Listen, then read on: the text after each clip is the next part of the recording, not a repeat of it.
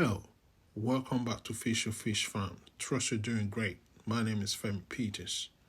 Today I'm going to talk on the concluding part of how to make your catfish feed part 2 using local ingredients.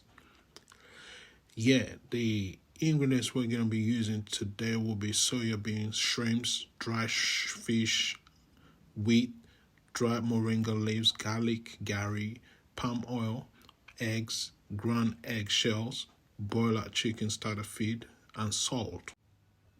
In this part of the world, Nigeria, Africa to be precise, the prices of fish feed are constantly rising, almost on a weekly basis. Therefore, it is pertinent to come up with some contingency plans, as this rising cost has really eaten deeply into most catfish farmers' pocket, and some have actually gone out of business as a result of this crazy rising cost. With this in view, I'm left with no choice but to start producing my own feeds using local ingredients which are easily available to us.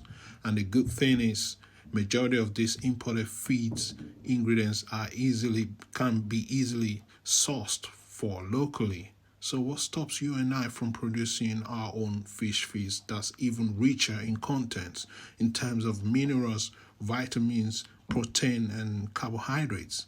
You simply need to work out the technical specification in terms of percentage of what goes into the feeds depending on the age of fish you're producing the feed for. Take, for example, methionine, which contains essential amino acids, can be found in soybeans as well as in eggs.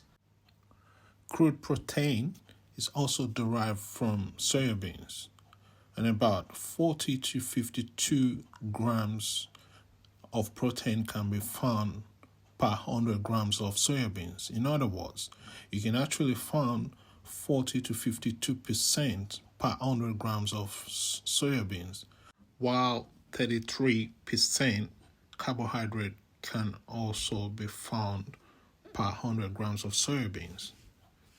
Lysine, which is also a building block for making protein in the body, can be sourced from foods such as eggs, soybeans, fish meal, and shrimps. The role of lysine is to participate in protein synthesis by promoting healthy growth and maintenance. As you can see here from the video, the picture in front of us, the soybeans and garlic with dry moringa leaves and eggs are being mixed in hot water. The garlic acts as antibiotic for the fishes, natural antibiotics, while the moringa contains vitamin C, about 23 to 29% of crude protein as well, and it has all our essential vitamins as well. So after this, we're going to mix the next one in line will be the egg. The hot water also helps killing any external bacteria before we go into production. Yes, also note, one of the reasons for producing my own local feed is to be able to save costs and ensure increase in profit. Otherwise, if we keep buying all these imported feeds, at the end of the day, all your profit goes into feeding your catfish, and you think you're possibly making profit, but you're not.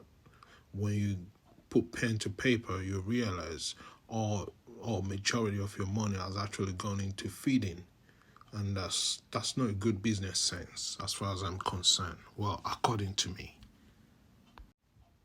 Therefore, there's got to be alternatives, and here's one of the alternatives.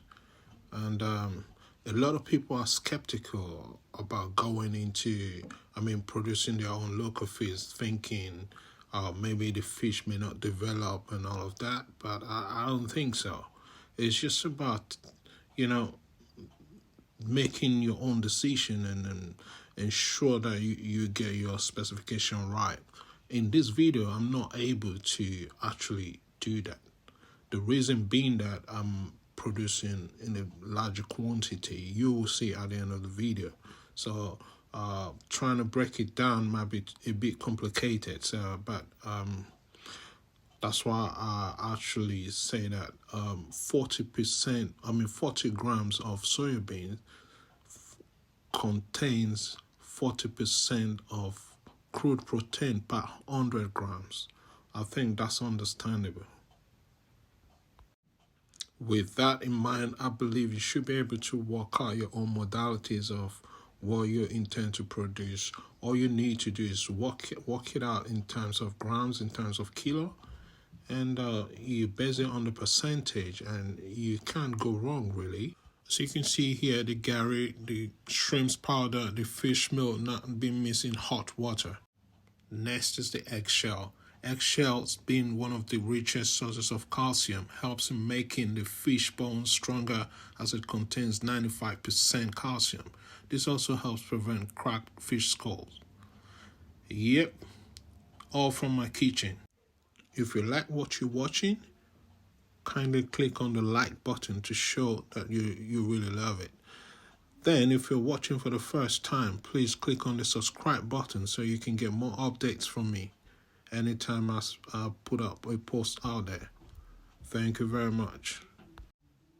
And now is the time to mix everything together, and couple everything together, and then we eventually put it in the pelleting machine to get the feed pelletized and we sun dry it.